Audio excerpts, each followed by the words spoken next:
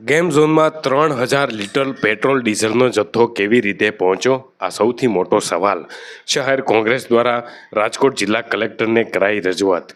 રાજકોટ શહેર કોંગ્રેસ દ્વારા કલેક્ટરને આવેદનપત્ર પાઠવી અને રજૂઆત કરાઈ હતી.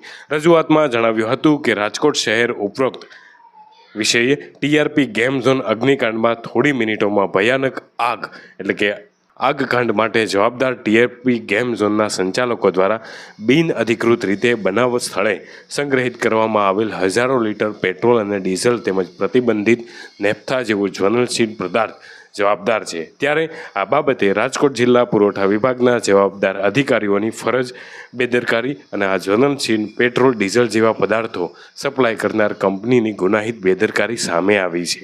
કોઈપણ પેટ્રોલ પંપે બોટલમાં છૂટું પેટ્રોલ આપવાની સખત મનાઈ છે.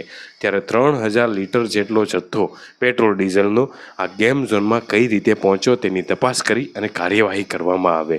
જિલ્લા પુરવઠા વિભાગ દ્વારા આ ગેમ ઝોનને આવો જ્વલનશીલ પદાર્થ પેટ્રોલ ડીઝલનો જથ્થો સંગ્રહિત કરવા માટેની કઈ પરવાનગી આપવામાં આવી હતી તે બાબતની પુરવઠા વિભાગને કોઈ જાણ હતી કે કેમ તે અંગેની તપાસ કરી અને જવાબદારો સામે કાર્યવાહી કરવામાં આવે.